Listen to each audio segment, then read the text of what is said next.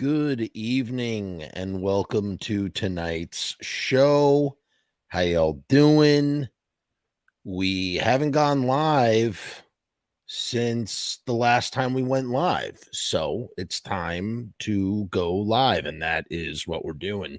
And sometimes that means just, throwing up a quick session, just doing it dirty, like GG Allin. My goodness, GG Allin. I had this one in the bank for a while, and I was like, yeah, you know what? Tonight's a good night. Tonight's a good night to talk about GG Allin and Fat Mike. Two people we don't talk about a lot on this channel, GG Allin and Fat Mike. I like NOFX. Sometimes NOFX, I think NOFX are really great musicians. I've read the book, the hepatitis bathtub, and I've seen Backstage Pass, and I own a lot of NOFX albums, and I have a very sort of casual, intimacy with NOFX's music that really sort of began with Punkorama, a little bit of the Fat Records stuff, and yeah, I don't know. Question mark says that they hate Fat Mike and love GG Allin. Well, I guess we're on the opposite ends of the spectrum there, because I don't hate GG Allin. I mean, there's some people who, I really dislike GG Allin. I don't have any respect for GG Allin. I wouldn't say I hate him, but I just really could care less for GG Allin. And I like Fat Mike as much as one can like Fat Mike. I like Fat Mike, okay? I know he's like, a trash talker and, all this and that and whatnot, but I like Fat Mike. I do. I like, people accuse him of, selling out, but I mean, talk about a dude who's self-made, built himself up for nothing. Pretty amazing when you think about it. And this piece came out from Kerrang Magazine back in 2021 on the anniversary of GG Allin's death. And NOFX's Fat Mike talked about GG Allin, which is kind of interesting. I feel like, what's cool about Fat Mike in general is that he's been around, he's been in operation in one form or another since like 1983 is when NOFX came together, right? And he had been going to punk shows even earlier than that. So he has like a really good like cross-section swath of the last 40 years of music, punk rock, whatever you want to call it, alternative music. And yeah, I just feel like, it's kind of funny. I know that, people go to look at like Henry Rollins or Ian MacKaye as like, not like authoritative figures, but like they go to them when they want them to talk about like punk this or punk that. And I feel like Fat Mike doesn't get tapped enough for that. I feel like he's good for that. I feel like he has a lot to say about a lot of things. Case in point, talking about GG Allin. You know what I mean? What's up, Jody Ramon? How are you? Kevin says, my friend was GG Allin's drummer back when he wrote songs. So are you talking about when he was in the Jabbers? Because I want to clarify that in a minute. Now, I reposted a TikTok video where we were talking about something else, and somebody asked me what we were talking about the Germs and Darby Crash, and you can find that video. I re-uploaded that to YouTube. Somebody asked me my opinion. What did I think about GG Allin? And so I'll kind of touch on that. I'll kind of touch on that in a minute, like what my kind of thoughts are on him. Okay, question mark says that Fat Mike is a predator. He harasses everyone he talks to. He's a huge capitalist and he isn't self-made. His dad funded his record. Yeah, well, I can't speak to the allegations there, but in terms of his dad funded his record, I mean, yeah, his dad gave him some seed money, but I mean, Fat Mike turned him, his dad is not the reason. His dad is not the reason why Fat Mike is a millionaire. Fat Mike is a millionaire for, for a lot of other reasons, for, his own business and work ethic. You know what I mean? So I think, I don't know, man. I think, I don't know if I agree with that sentiment there. Comments are coming in way fast. I have to get to my thoughts, people, before Keith said, hey, Keith, how are you? Keith says, both are iconic, just very different. Nobody would know about GG if it were not for his antics. That's very true. Very accurate, Keith. Fat Mike kept punk alive when it took a dive. Both valid things, although question mark here doesn't agree. If you have seed money, you aren't self-made. Sorry. Look, his dad, I don't remember what the sum was, question mark. I'm going to call you double question mark. How about that? Double question mark. I don't know. It was like his father gave him something like 10 grand. Okay. Fat Mike turned 10 grand into millions of dollars. Okay. That's self-made. That is self-made. Did he have help? Sure. A lot of people get help. That is self-made. Straight the fuck up. I don't have anything else to like comment or say about it. That's just the truth. That's just the truth. Okay. Hey Angus, how are you? What's going on? That's a shitload of money 30 years ago. Yeah, whatever, dude. Like, so what? So what? It still requires talent and drive.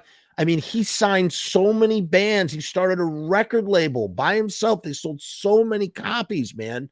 I mean, the dude is self-made. I would argue that Fat Mike is self-made. That makes Fat Mike self-made. Whether he had seed money or not, that is self-made. GG Allin is kind of like a movie villain. Here's my thoughts on GG Allin. This is what I wanted to get to. I think GG Allin, as Keith was kind of saying, GG Allin is famous for simply doing the lowest common denominator. Okay. Bottom line, anybody can eat their doo-doo. Anybody can, I got to be careful with what I say on YouTube because I don't want to get, whatever, pulled down. GG Allin is the most extreme there was in 30 plus years, and he's still unsurpassed. Like, what does that matter? Like, who cares, dude? Like, in all honesty. Oh, so he took a bunch of laxatives and then diarrheaed all over the stage. Big fucking whoop, man.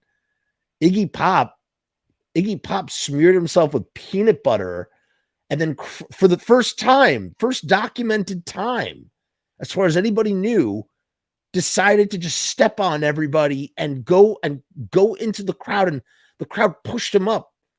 I mean, absolutely insane thing.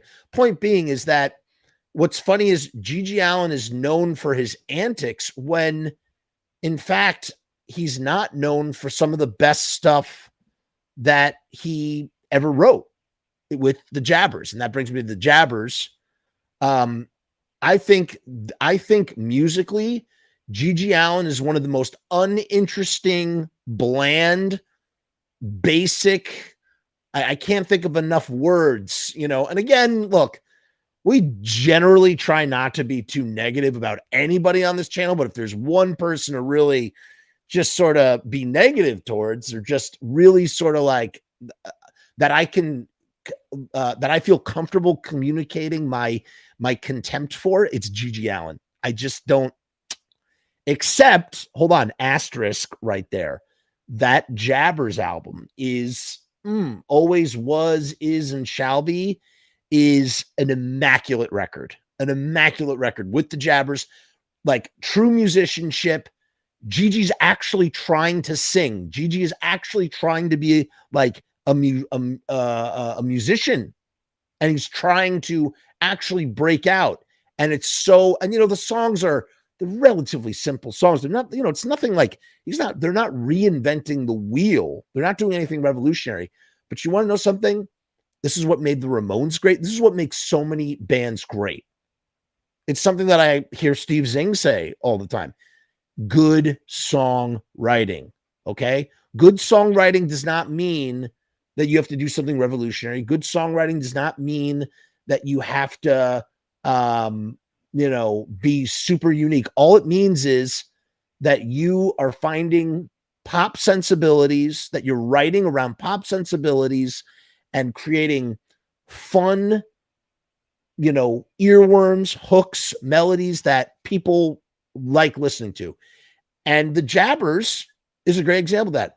Automatic, Cherry Love Affair, um, Girls Are So Unbelievable, I'm So Bored. What is it? Bored to Death? I'm so bored to death.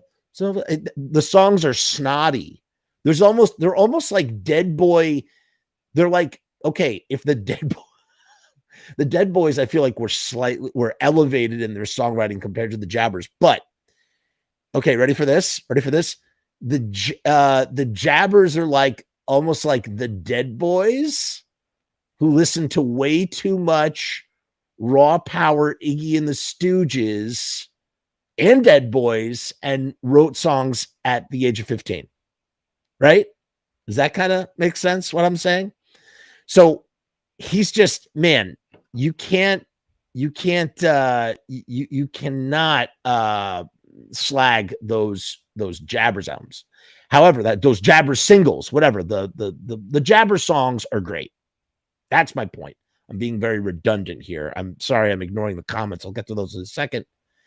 I just want to say that before I say now that just about everything else that came afterwards, I mean, GG has songs. I'm not going to say the title of some of his songs, something like we don't need N-words, songs like that. Okay. That goes way beyond being like an outlaw, scum fuck, whatever.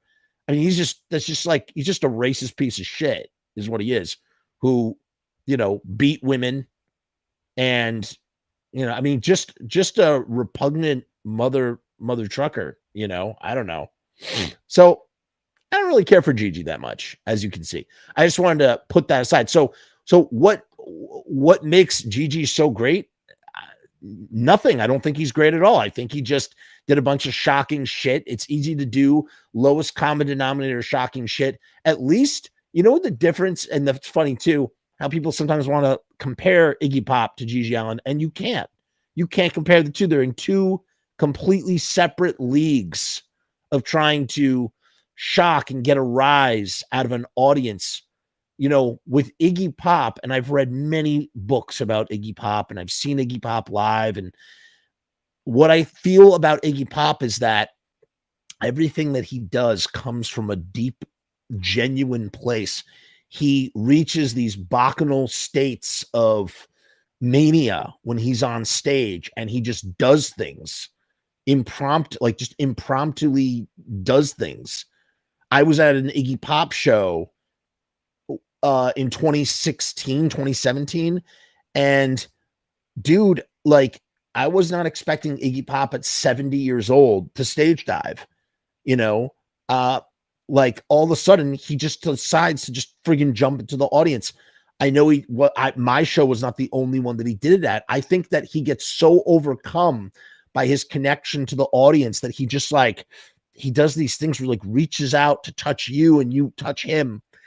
And with GG, it's like, oh, I don't need to write good songs, or I don't need to do anything. All I need to do is just take a bunch of laxatives and diarrhea on the stage. And I mean, it's goofy to watch, a few times on YouTube or I actually have a DVD over there. It's called What the Punk. It's like a compilation, and it had a clip from a GG Allin live video. That was the first time I ever saw GG Allin footage ever.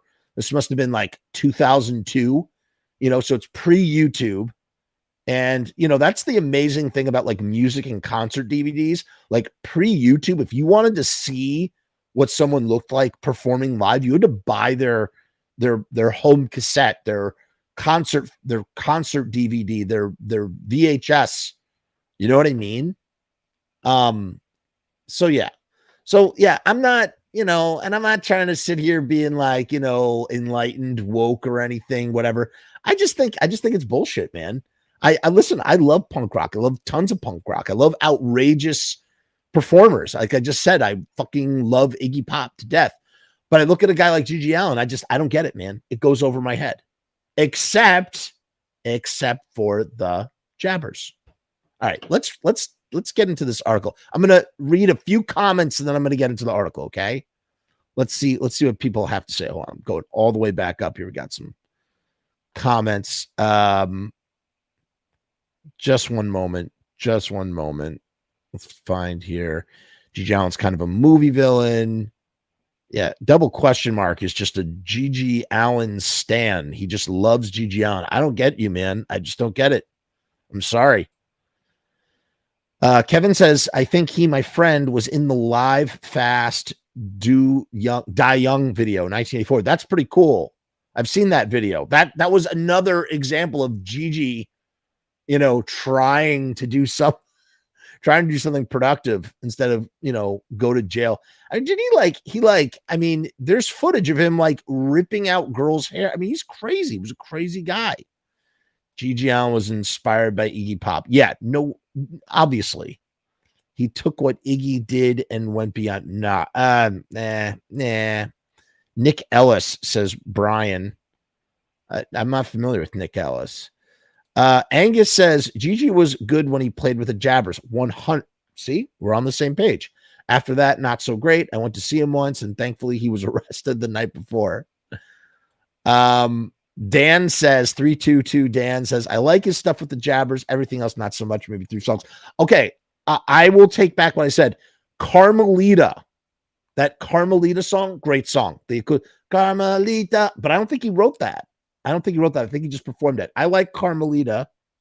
Bullshit. GG Allin is very creative. I've been a fan since the early 90s. I mean, look, again, I listen, one thing can be said for GG Allin. He was prolific. He did either record a lot or, I don't know how much of the writing he did, but he was prolific. I don't know how creative he really was. I really don't. I don't know if I agree with that statement. I watched the documentary. I've seen Hated, the documentary. I watched Merle Allen's thing. I got to tell you, I'm not a fan of Merle Allen either. I know a lot of people love Merle Allen. I know a lot of people love the Murder Junkies. Just don't get it. Although I do think Dino's sex is hilarious, but not for like good reasons. I don't know. I'm talking a lot of shit right now, but it's true. That's just how I feel. Carnival of Excess is excellent. Not familiar with it. Some of the acoustic stuff, the Carmelita song is good. I will say this about Fat Mike. Fat Mike, one thing that Fat Mike does do that I don't like is that some of his songs sound the same. You know what I mean? Like, it's just like he's doing the same thing over and over and over again. There's not a lot of differentiation. Smelly, sometimes his drumming is very sort of derivative. Like he's doing the same beat over and over. So sometimes, but I think what I love about NOFX is just how friggin', creative they are. They can be incredibly creative. They did that 18-minute song, The Decline. Fantastic. Eat the Meek, one of my favorite songs by them. Eat the Meek, really great song. Pump Up the Volume is great. So stop talking about punk if you don't like it, goober. I do like punk. I love punk. I talk about punk on this channel. I mean, it's the internet. I'm a guy on the internet talking about punk rock. I mean, that's like, where else am I? Like, what? Like, yeah, like that's, I mean, this is like the place and the time and the venue. It's my channel, and I will talk about punk rock as I feel like it. I don't know. They really make great records. They have a lot of catchy tunes. Are you talking about NOFX? Don Fury produced the last record, Brutality and Bloodshed for All. Yeah. Sorry, man. I do have a signed GG 7-inch in my collection. Got it pretty cheap a long time ago. I bet it must be worth something if it has his signature on it. Can you imagine if today's woke lefties censored all music from 1966 till now? Zzz, all you would be left with is Taylor Swift. Listen, here's my one problem with this whole like left wokest thing that you're saying here. What about like the right? What about the right conservatives? Try that in a small town. Try that in a small town. I mean, why does it have to be like one or the other? Why can't we all just be independent thinkers somewhere in the middle? You know what I mean? Like, why does it have to be we're woke leftists or right? Come on. Dude are so woke. I don't know, man. It is a cover. It is a cover. Warren Zevon did Carmelita. Thank you, Dagger Love. And Dan and William. How about that? When I Die is probably my favorite tune. Is that the Die When I Die, When I Die, When I Die? That one's okay. Merle Allin tries to capitalize on his brother. It was a crazy idea when Merle wanted to sell GG to the Museum of Death in LA. He actually wanted to sell his brother's corpse. I mean, talk about a guy like living off the corpse of his brother. I'm sorry. Like, you know, I mean, I know this guy like worships like, you know, serial killers and has a Hitler mustache and fucking, you know, whatever. He's just like a weird friggin' like kind of would fit in perfectly with like in House of 1,000 Corpses or something. I don't know. I probably sound really square talking about Merle Allin right now, but like, I don't know. I look at Merle Allin and there's just nothing about him redeeming to me. I don't know. But yeah, I do think, listen, hold on a second now. Hold on a second. He's 100% in charge. He's in charge of his brother's estate as he should be. And part of, you know, being in control of someone's estate is selling stuff. So like, on that level, like that's legit. Like that is what you do if you are the relative and estate controller of somebody famous or somebody notorious or whatever you want to call it. However, I feel like, you know, just the fact that he continues on with the band called the Murder Junkies, and I don't know, I just think it's just goes over my head, man. Just not. I think it's goofy. I think it's very goofy. Hard. Oh, if you say so, El Duce from the Mentors was also pretty fun. That's a kind of a blind spot for me. NOFX were the king of post-punk. Not my favorite, but they have my respect. Jason's video. Go check out the video. Hey, Matt, I made my own version of the Jason video, whatever his last name is, Aldian. I made my own version, but with like Uvalde, like try that in a small town with the Uvalde police cowering in fear. Yeah, because that's what I think about when he's singing about try that in a small town. So is that like what we want instead of like leftist woke? Is that what it's all about? Should that be the status quo? I was gonna say TBF, a lot of that religious right were the ones censoring a lot of metal and punk back then. Absolutely. Oh, okay. So it wasn't his corpse, it was his headstone. But still, Matt, I agree. Gigi and Merle suck, man. I'm sorry, Michael. Michael thinks that Gigi is God. I have to watch the El Duce tapes. Okay. All right, guys, enough. Listen, keep commenting all you want. Let's try something new. By the way, leave a comment. Since we're live right now, leave a comment, leave an emoji of some kind in the comments right now.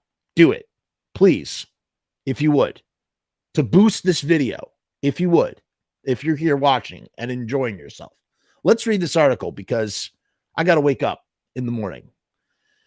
So this was written by Chris Croverton. Is that how you say that? On June 28th, 2021, which is the anniversary of GG's death. Let's put it, Alan. Thank you, but not in the live chat. Not in the live chat. Thank you, Jody, Ramon, and thank you, Alan. Do it in the comments of the video, unless it doesn't let you, because Just try to do it in the actual comments of the video. No, you guys, not in the chat. Thank you for honoring my request. Try doing it in the actual comments of the video. See what happens.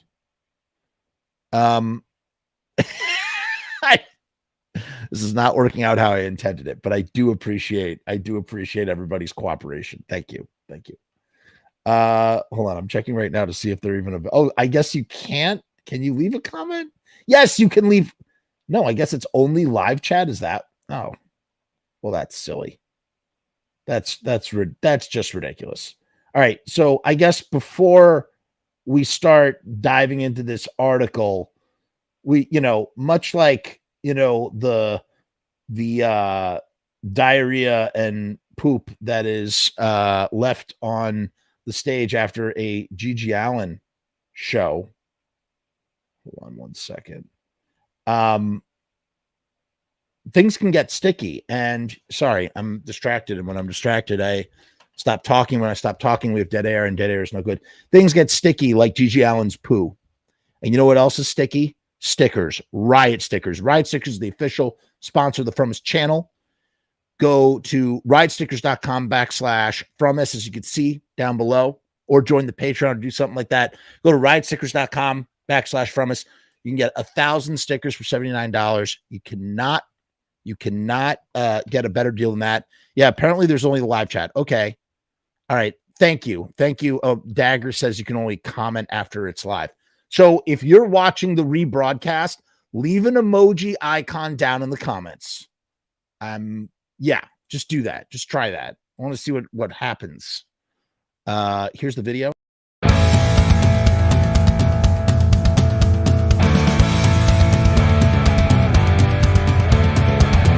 We make stickers, banners, and buttons too. Posters and promo cards. There's nothing we can't print for you. From stage backdrops to bass drum heads. We can print on shirts. We can print on hats.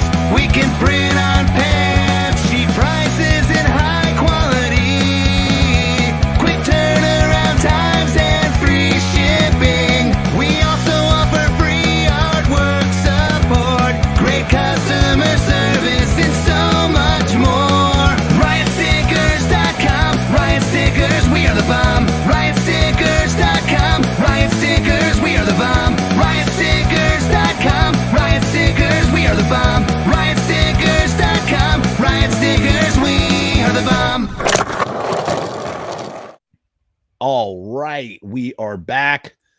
We're talking about fat. Well, we haven't talked about anything because we were sort of introing the video discussing both Fat Mike and GG Allin. Now let's read the words by Chris. This is from the Kerrang article, okay? Nothing is as punk rock as your body. No swear word, political symbol, or fashion choice could outrage the general public as much as the fluids and waxes that your hideous beef shell oozes out on a daily basis. I don't know if I agree with that statement, but okay. But while punk's true spirit of shoving the ugly truth of humanity in the face of the pearl clutchers remains alive in many, others have focused more on the trappings of the genre and culture than reality. Okay, I'm sorry. Chris's writing is, I don't know how I feel about this guy's writing yet. Fashion, presentation, a sense of bluster, all of the things that punk rebelled against when it was formed as a gut reaction against classic rock have become punk's calling cards. Okay, you know what it is? I don't like this guy's syntax in his writing. It's hard to read out loud, but okay. Hold on, I'm seeing these Riot Stickers comments, and they are friggin' hilarious. Wait a minute. Who said Riot Stickers last longer than GG Allin? Angus, that's hilarious. Riot Stickers lasted longer than GG shit. Right. That's great. Yes, they do banners and buttons. That's funny. All right. Sorry. Anyway. But there will always be one punk rocker who remains true to the culture's core tenets. I don't know about that. Kevin Michael GG Allin, frontman of the Murder Junkies and lifelong rock and roll firebrand. That GG lived so hard, behaved so repulsively, bled so profusely, and died so young will forever cement him as the most offensive man in punk rock. But like, I think that's just stupid. I think that's stupid. Why? Yeah, his real name is Jesus Christ, and he was renamed Kevin, but his given birth name was Jesus Christ. And I feel like, we've had the debate on here before. Is Sid Vicious the ultimate punk poser, or is he the ultimate personification of what, punk and punk rebellion was about? And I think ultimately the realization was that he was both. He, in fact, was both. GG, on the other hand, I don't know, man. I can't give it to him based on those merits. I just, it feels like he was just, I don't know. It feels like he was just trying real hard is what it feels like. And I know that he has a lot of loyal fans. People love GG Allin. I do not get it. I do not get it. Even as punk rock becomes ultra polished and easy on the ears, it's good to know that at one glorious point in musical history, a poop-smeared man from New Hampshire could slice open his skull with a broken bottle and eat a tampon on stage. Great. Because, like, maybe you want to see it one time. You're not going to see that because you like the music. You're going to see that because it's a disgusting freak show spectacle. And like, so it's like, if you're going to see Iggy Pop, you're going to hear, because you want to hear him play Lust for Life. You know what I mean? And he's got a fucking solid backing band that's keeping the music going. There will never be anyone like GG Allin again, says Fat Mike, frontman of Cali punk legends NOFX. Ever. In some ways, Fat Mike's approach to punk rock as a sport of raw attitude, where survival is difficult but worth every second, echoes that of GG Allin. That said, Fat Mike was also present at what he describes at GG's most hardcore show, and he's quick to point out that even he could never reach GG's levels of horrificness. That just remember, it's like, look, when you glorify Charles Manson, that whole situation, you are glorifying a pregnant woman being stabbed 69 times in her fetus with a knife. Okay. When you're glorifying GG Allin, I mean, this is a guy who's saying there's no room for N-words, for N-bombs. Okay. What's punk about that? There's nothing punk about that to me. It's not. It's just not. It's stupid. Apparently, GG prepared by drinking whiskey and taking X-Lax the entire day, says Mike. The band started playing, and as soon as GG took to the stage, he took his shit. It's funny to read, though. He took this shit that came out like water. I mean, if I saw that, if I was at a show and I saw that, I would laugh and I would think it's hilarious. But I would not sit there and go like, yeah, punk rock. I would go, look at this fucking freak show. This is fucking gross. This is disgusting. This smells terrible. I'm leaving. When I go to see, Iggy Pop, singing like Loose down on the street, I'm losing my mind in the thrall of the crowd, having a great time. I'm going to see GG Allin, and I'm like, I'm going to stand all the way at the back of the room because I don't want to smell his fecal matter. It's just whatever, man. Listen, it was a carnival spectacle freak show that served a purpose in the sense of, hey, I'm going to be the lowest common denominator. And that's it. That's literally it. I feel like there's no merit beyond that. There's no merit. What? But living your life like an outlaw and dying young? Wow, Minister is so on the ball about this. If GG was around nowadays, he would be in the Proud Boys. 100%. I could not agree more with this. I think GG Allin would be a Trumper. He would be for Trump, and he would be in the Proud Boys. I really believe it. I really, truly believe it. That's hilarious. That's hilarious. GG Nuclear Assault is a great song. People dwell in the turds. There's gold in there. Look, if GG Allin is the hill you want to die on, fine, man. I'm not going to argue with you, Michael. I am yucking on your yums, man. But when your yums like are a plate of diarrhea and piss and blood with no musical merit, I'm going to yuck on it. I'm going to yuck it. Remember in the 80s how much the word poser was thrown around. Apparently, GG prepared by drinking whiskey and taking X-Lax the entire day, says Mike. The band started playing, and as soon as GG took the stage, he took this shit that came out like water and it hit the floor and pulled out in a circle.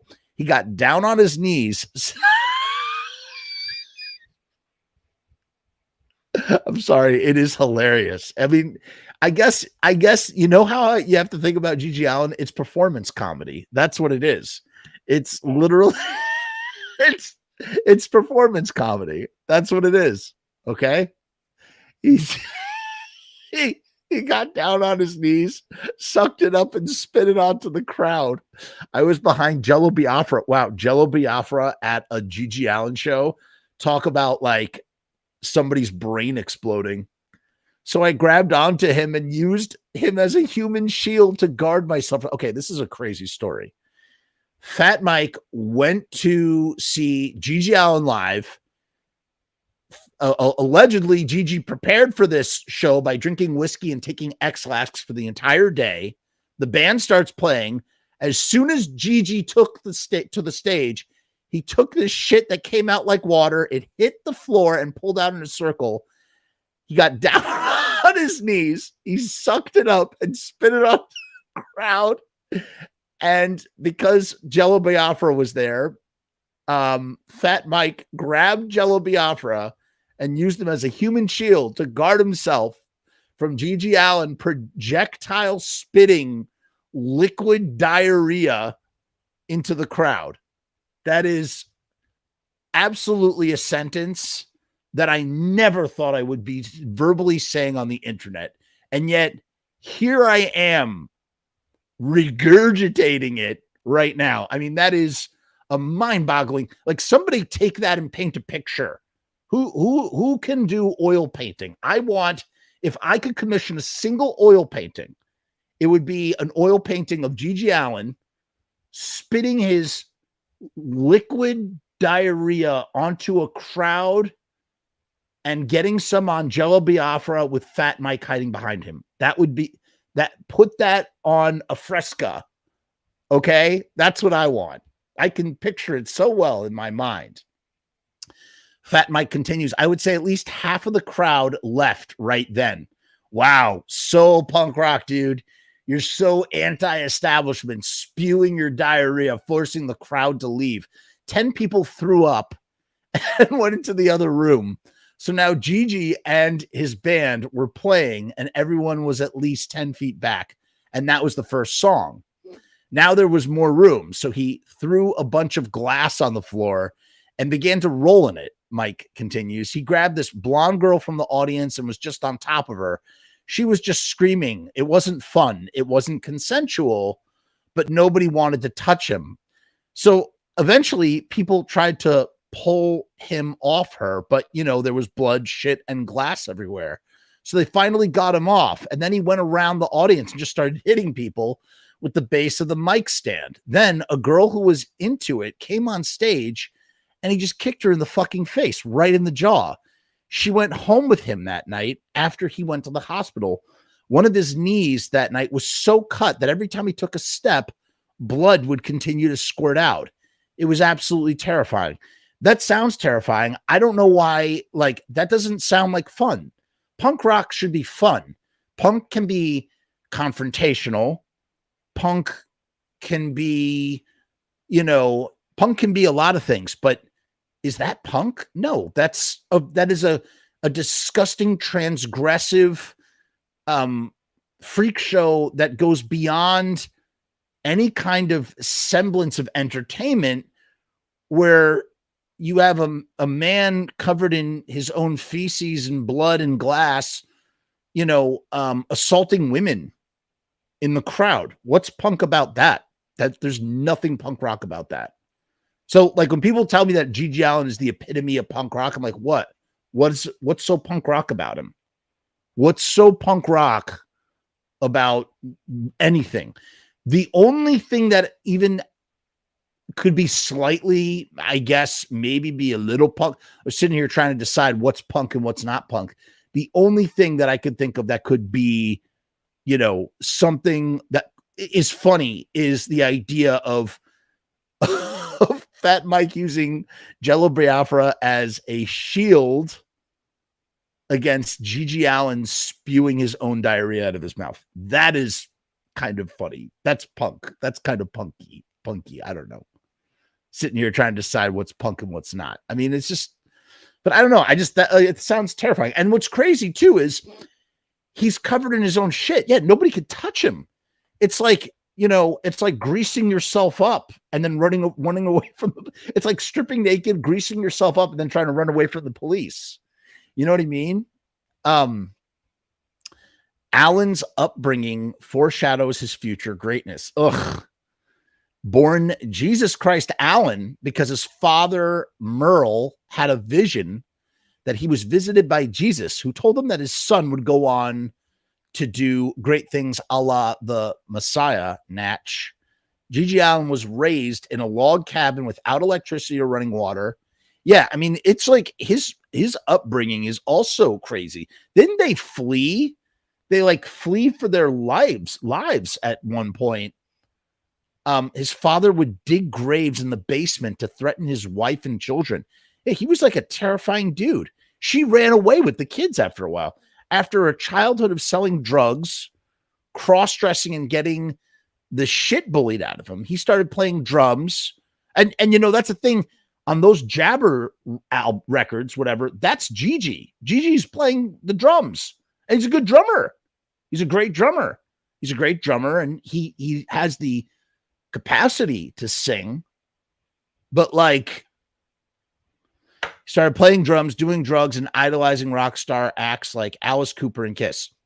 His early performances cast him as a femme firebrand. He keeps using this word firebrand, this Chris guy, who seemed somewhat desperate to be liked. But it wasn't until the late 70s and early 80s as punk rock bloomed in America and GG's addictions worsened that he truly became a legend.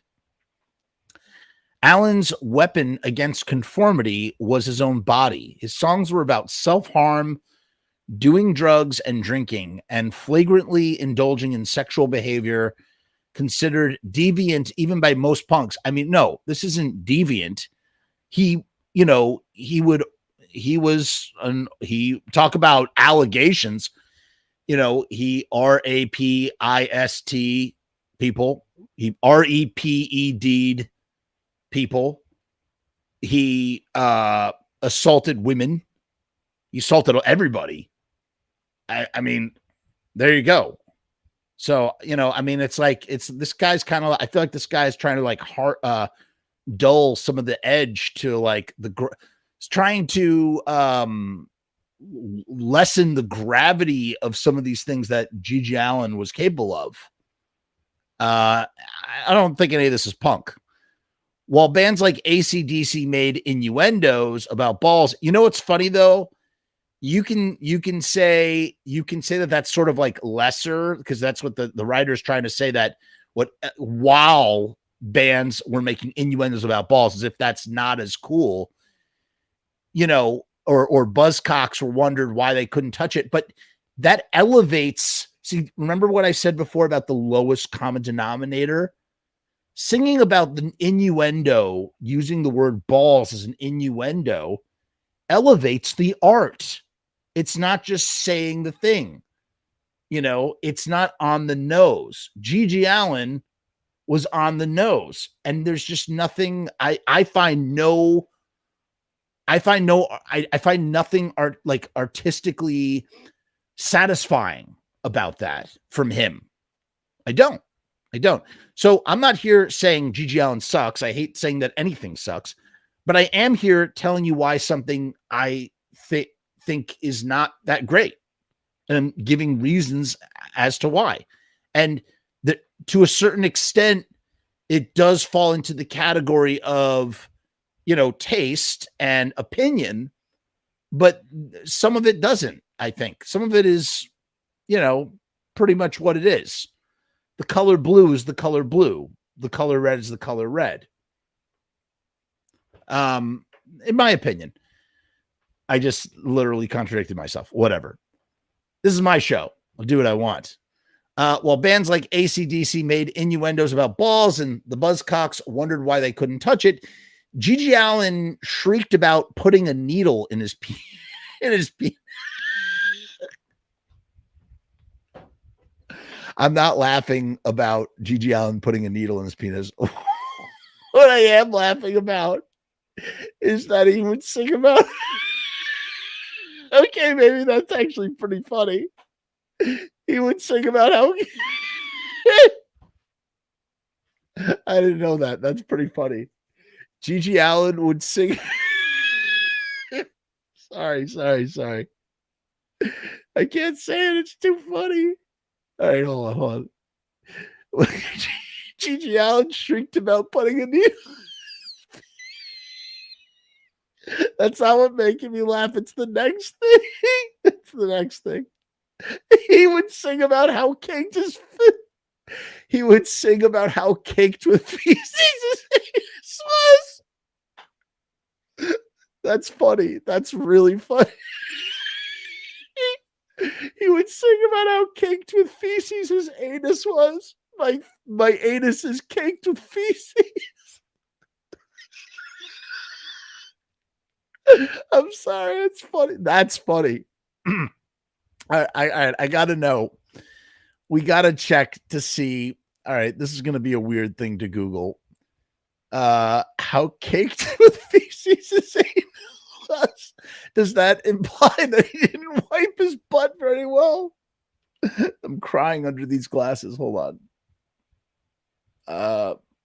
Do not want this in my search history. This is weird to write. GG. Does anybody know what song that's from? I need to know. Hold on. I'll find out. I don't want to put it over here. Put it over here. Let me see here. I don't want that.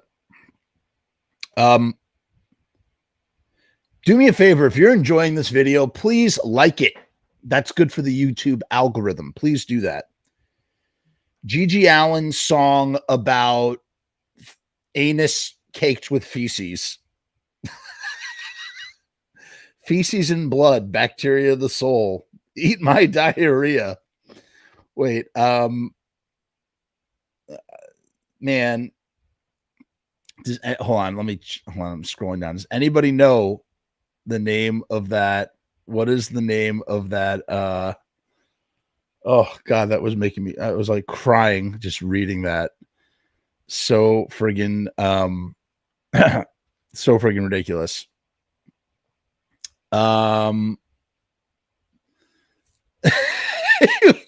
GG Allin shrieked about putting a needle in his penis, or how caked with feces his anus was. The lyrics of his classic song "I Want to Fuck Myself" give insight into his soul. I pull my pud until it bleeds. I masturbate on toilet seats. Girls can't give me satisfaction. I fuck my fist with raging passion. All right. So you have that song, right? You have that song. Now let's look for a second. Let's have a little lesson. So remember how I was talking before? We were talking before about innuendo and like elevating the sense of art. When I was hanging out with Jack Grisham from TSOL in the city. When they came to play some shows, I did I was a gopher for the band. So I was hanging out with them. And I was talking to Jack about Code Blue, the song Code Blue. Anybody who knows the song Code Blue, it's one of the greatest punk rock songs of all time. And why is it a great punk rock song? Talk about like the snotty, antisocial, anti-societal idea of wanting to fuck the dead.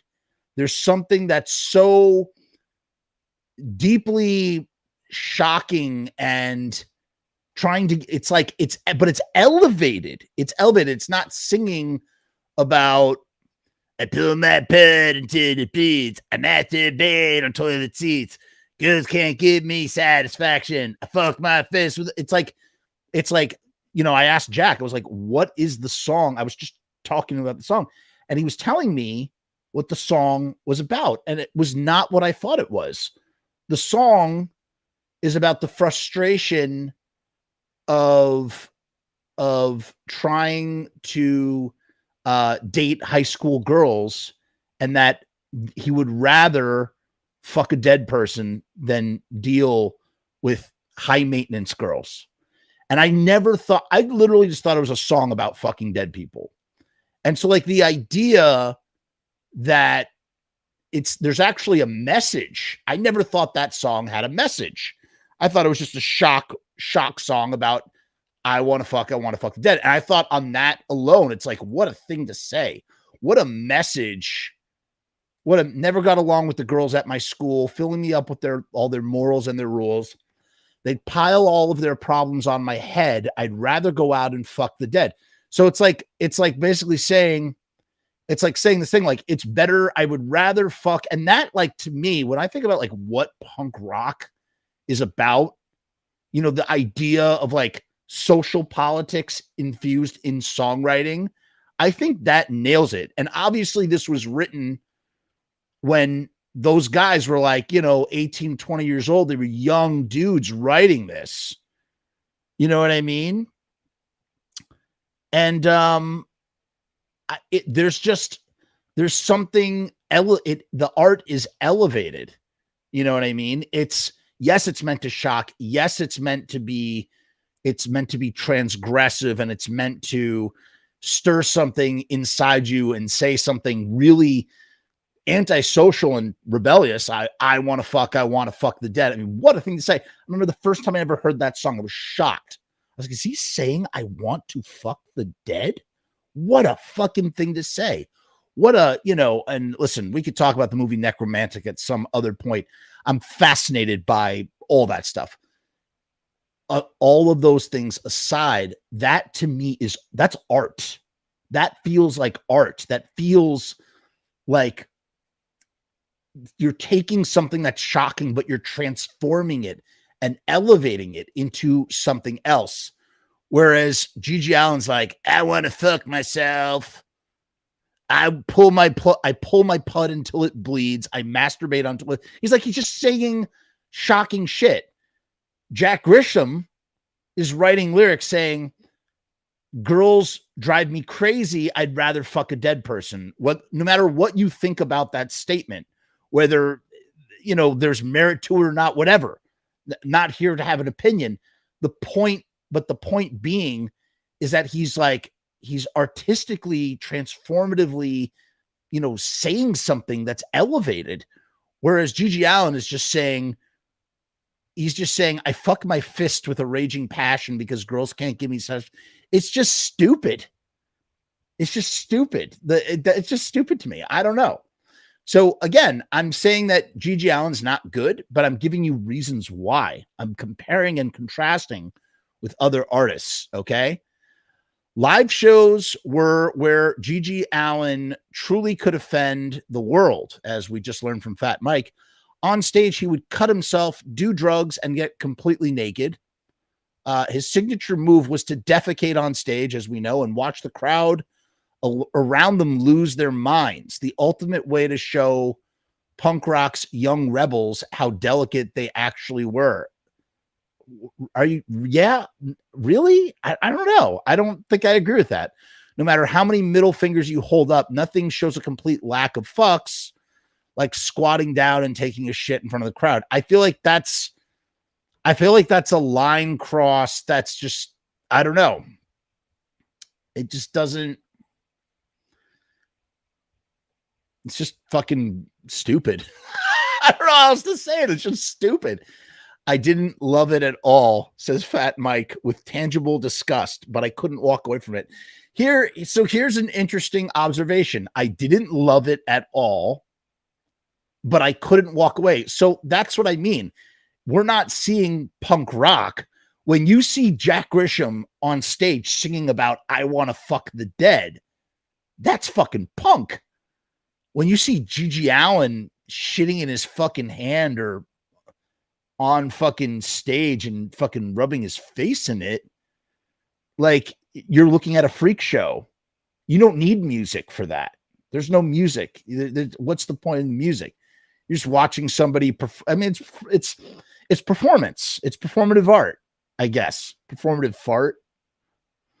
One could argue that GG Allin was actually the king of style over substance in punk. Most musicians certainly know. I don't know. What is the point of this article?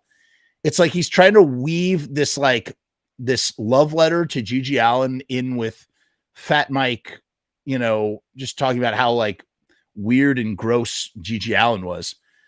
Most musicians certainly know GG's bald head and misanthropic underbite more than his actual songs. That's true. Most people do. A lot of people know who GG Allin is, but GG Allin's not known for his music. He's known for shitting on a stage. Another example of like, well, I don't know. I don't know really how punk rock that is, I guess. I don't know. I mean, again, he really is very comparable to Sid Vicious in that Sid Vicious is not known for his musical ability, Oh, don't even get me started on Seth from AC, Crazy White Boy. Oh my God. I mean, I know even less about them, but I just don't get that. I just don't get it. Okay, great. You're shocking. You're saying really shocking things. If you're going to say something shocking, do it in an interesting way. The song Code Blue is saying something really shocking in a really interesting way. I'd rather fuck a dead person than deal with you. That's what the song is. That's the anthem. And that speaks to, I feel like that speaks to youth a lot more than shitting on the floor and rubbing your face in it. That's just a freak show. That's just a freak show. I mean, a lot of people would say that TSOL singing, I want to fuck the dead is a freak show as well. But, that's when you can start separating the apples and the oranges. Fat Mike agrees with that sentiment. He'll always just be that shit-covered monster. He had some okay songs in his music, but it's not that great music, kind of like the Dicks.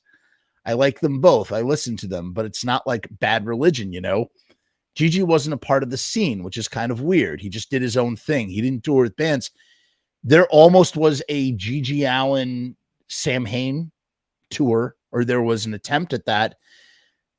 Dee Dee Ramone couldn't deal with GG Allin. That almost happened. The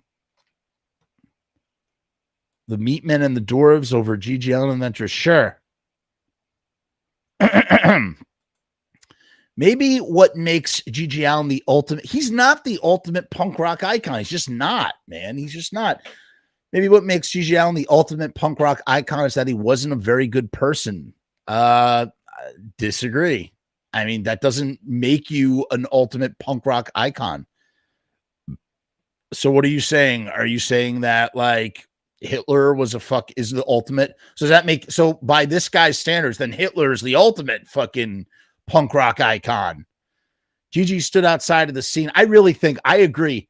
GG Allin absolutely, unequivocally would be a Proud Boy if he was alive today. He'd be a Proud Boy. He would be playing shows for Trump, for Trump country. That's what would be. Wow, this is amazing. Apparently there is a GG Allin impersonator. Even GG would say this is lame. All right, we got to look that up.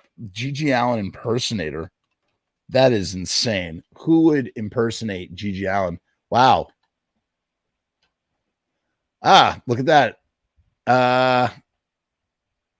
Are there any GG Allin tribute bands out there?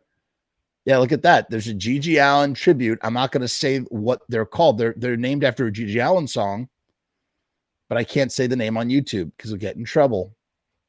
Yeah, there is a GG Allin tribute here. Reddit, a GG Allin impersonator booed off stage for having adequately sized penis. Oh, this is from Hard Times. God damn, I love the Hard Times. They are so funny.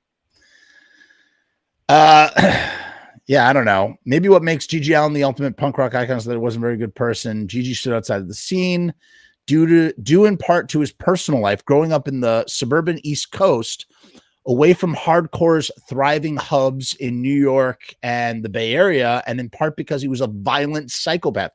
Yes, that's what he was. He was a violent psychopath who no one really wanted to physically touch because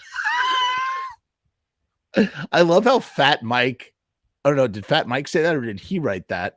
Chris write that. That's hilarious. Let me take this line back. He says, GG stood outside of the scene, due in part to his personal life, growing up in the suburban East Coast, always away from hardcore's thriving hubs in New York City and the Bay Area. And in part because he was a violent psychopath who no one really wanted to physically touch because he was caked in shit. And in part because he was a violent psychopath who no one really wanted to physically touch because he was caked in shit. By the time he died of an overdose in 1993 at 36, GG was horribly scarred, brutally addicted to heroin, and a public freak show who seemed totally divorced from hardcore at large. In that way, he was rock's ultimate misanthrope. Disagree. A man who wanted nothing to do, well, I guess maybe he was misanthrope in that way. A man who wanted nothing to do with humanity, especially himself. Yeah, I don't know. I like the fact that even this many words were donated to an article about GG Allin. Like the fact, I mean, he has a documentary about him. I don't know. Look at this dude. Where is Jeff? Where is your link to Joe Biden re-election fund? Michael, in all honesty, I just want to know, are you a Trump supporter? Just curious. No, you won't get, well, I will judge you, but I'm not here to verbally joust. I'm just curious to know, are you a Trump supporter? And for your information, I'm not like a Democrat or a Joe Biden guy at all. Just curious to know, though. Just curious to know. I don't know if Todd Phillips loves GG. I think Todd Phillips was fascinated by GG and made a documentary about him. You could always tell the people that are Trump supporters, by the way. It's very easy to point them out. In that way, he was rock's ultimate misanthrope, blah, blah, blah. Nobody knew him, says Fat Mike. From what I understand, he wasn't a cool guy. He was an introvert, probably on the spectrum, but so am I. He didn't really live anywhere. When I saw him, two of the musicians were from San Francisco, and they were freaked out. GG assaulted women, but he also assaulted men too, you know. That was GG Allin, though. He says he lowered the bar for everyone. That is true. Boom. You can sum up this entire article. That was GG Allin, though. He said he lowered the bar for everyone. This is true. It's okay. You can judge me. Yeah, Trump supporters love GG. I mean, I don't know, man. I don't know. Listen, we don't have to go down this road. I just think it's funny that you think that because I'm saying those comments about GG Allin being a Proud Boy and, you know, probably supporting Trump, that therefore I am a supporter of Joe Biden. Where did we go wrong with this like black and white thinking? If you are white, then you must, if you no, wait, that doesn't make any sense. Oh, if you do not think white, then you must think black. If you think black, then you must not think white. Meaning like if not this, then you are this. If not this, then you are this. And there is logic to that. I mean, that's true. You can deduct that one person is one thing, if they are not another thing. But it's like just this idea that like, if I don't like Trump, therefore I must support Biden. I mean, where's the logic in that? I really think he would, though. I really do think that he would be a Proud Boy. He would say, what does it the Proud Boys say? Forget. They have their white supremacist saying. I mean, he did write a song, "No More Room for N-Words." I mean, that's a pretty racist thing to say. What if you're a Green Party guy? You know, not to take this political, but I did vote for the Green Party in 2008. I voted for Ralph Nader. How about that? I don't want to talk about my personal politics, but how about that? Yes, I voted for the Green Party. And in the last election, I voted for the Working Families Party, who happened to endorse Joe Biden and Kamala Harris. But I did not vote Democrat. And I swore that after the 2008 election, I would never vote Democrat again, ever. And I most certainly would not vote Republican. So that's where I lie. But that's a very deep, nuanced, cynical conversation that doesn't belong on this podcast. So I'm not going to go any further with it. Oh, there you go. Aaron's a Green Party guy. Yeah. So, yeah, I voted for Ralph Nader. How about that? I would have loved, how about this? I would have loved to see Bernie. I absolutely would have loved to see Bernie run on the Democratic ticket. I would have voted Democrat. If Bernie was on the ticket. All right, look at how Michael, listen, and if I come off condescending to you, it's not my intention. We are absolutely in disagreement in everything we've discussed here, but I feel like we are civilly disagreeing. Okay, let's keep it that way. But let's take what you're saying. Let's think about this for a minute. Okay. X used the N-word. You're referring to the band X, and you're referring to the song Los Angeles. Let's analyze these songs. Hopefully this doesn't get this channel in trouble, but I'm going to do this. Let's go for this. Real quick. Okay. Let's go. I'm not going to say the here, X Los Angeles, right? Isn't it the song Los Angeles? Pretty sure it is. Yeah. Okay. Los Angeles, all her toys, and they did get flack for this. And I just want to clarify here.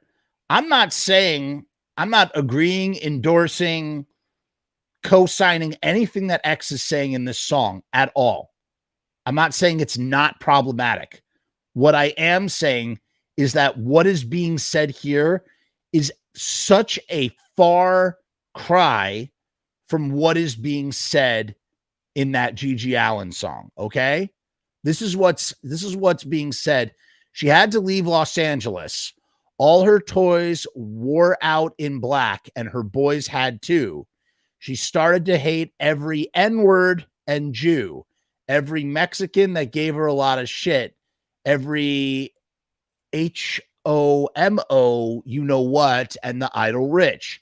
She had to get out. She gets confused, flying over the dateline. Her hands turn red. Now, by the way, I love X, big X fan. But what is being said here?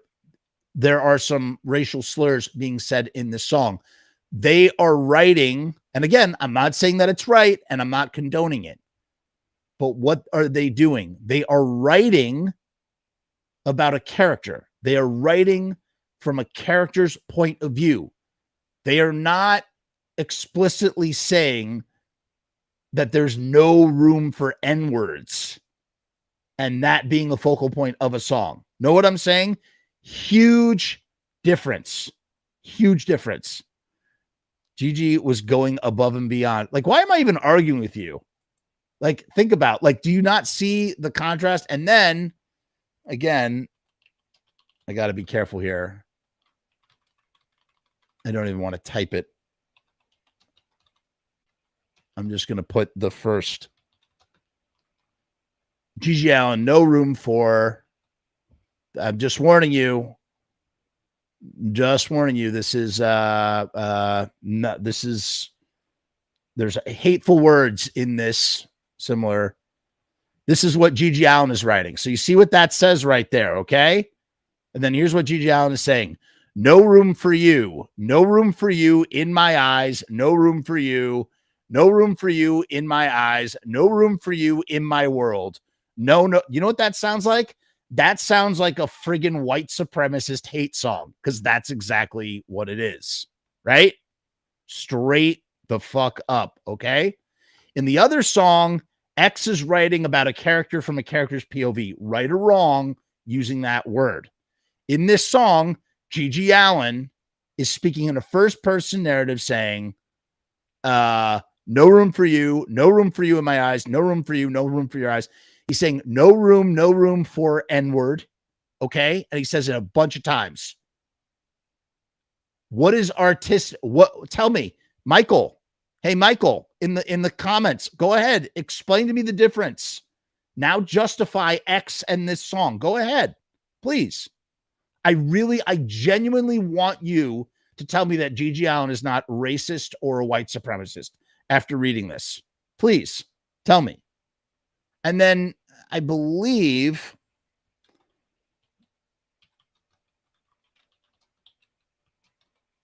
that. And then here you go. You have what's this about with Merle Allin and piss drinking Jew. Merle Allin writing about piss drinking Jew. Let's see what those lyrics are. I mean, as a Jew, like, am I? Well, I'm not offended yet. I mean, I don't know what to make of that.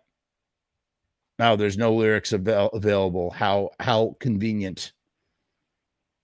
Well, all I know is generally it sounds like the word Jew maybe is being used in a pejorative, in which case that's pretty anti-Semitic. Whatever. GG is a shock rocker. That's your excuse. He shocks and is very effective. That's literally the excuse here. Yeah, Angus said he also has a pro pedo song. Disgusting. Yeah. In any case, I'm not going to even go there with that, because look at this, dude. The evidence is right there. Go ahead, Michael. Michael LaRoche, explain and justify this song. Look at the title. Look what GG Allin is saying. You tell me that GG Allin is a shock rocker. This is shocking. This is fucking Proud Boy shit. This is white supremacist shit. GG Allin would be a Proud Boy. Straight the fuck up. You know, what is it? I'm trying to remember what is the Proud Boys phrase? I forget it now. Proud Boys. I remember I learned it a while ago. Proud Boys phrase. Yeah, he says, yep, that's GG. You're the one talking about GG, not my podcast, dude. Yeah, but you're the one saying no, Michael. But you're the one saying this is what you're saying. This is what I'm responding to. You're the one you're trying to justify this by saying that X. What did you say? You said that because of what X wrote in Los Angeles. How are the two even comparable? How could you compare one to the other? You can't. You can't. Proud Boys. What is the Proud Boys slogan? Proud Boys slogan. That's what I'm looking for. You can't. Straight up. I can't find the Proud Boys. What is the we refuse to apologize for building the modern world. We are Western chauvinists and we refuse to apologize for the modern world. You know what a Western chauvinist is? A Western chauvinist, what is Western? Western is European, is white, right? What is chauvinist? It means being superior. So you're a white supremacist who refuses to apologize for building the modern world. Decipher what that means. Go ahead. Your podcast about GG Allin. If you can't handle it, talk about Blink 183. I mean, whatever, dude. I still have not, you still have not provided, you've not provided an actual reason why GG Allin has a song called No Room for N-Word. Because he's a racist motherfucker. That's it. Bottom line. No, I definitely don't want to talk about these bands. I think I've probably said the most I've ever needed. Like this is enough talk about GG Allin to last me quite possibly the next 3 decades. Like if I didn't utter another word about GG Allin for the next 3 decades, I think I would be good. Is it possible that I will? Probably. I'm sure I probably have on the podcast before mentioned him once or twice and like in that video. But my point being is that I find him so utterly uninteresting and so unremarkable that I think we've said everything that needs to be said on GG Allin. And that's it. Paul wants to get semantical. He's saying, I'm not defending anybody, but we're in the West. Europe is the East. Yes, technically Europe is east of us, but generally speaking, Western civilization includes Europe and west of Europe. So that's where the distinction lies. Wendy O. Williams, I don't know much about the plasmatics. I don't. You need another GG podcast gets clicks. It does get clicks. Maybe it would get clicks. You're not wrong about that. But I do think GG allegedly stated when asked if he was a racist, I hate everyone equally. I hate that. I think that's such a cop-out. That's such a cop-out. I hate everybody equally.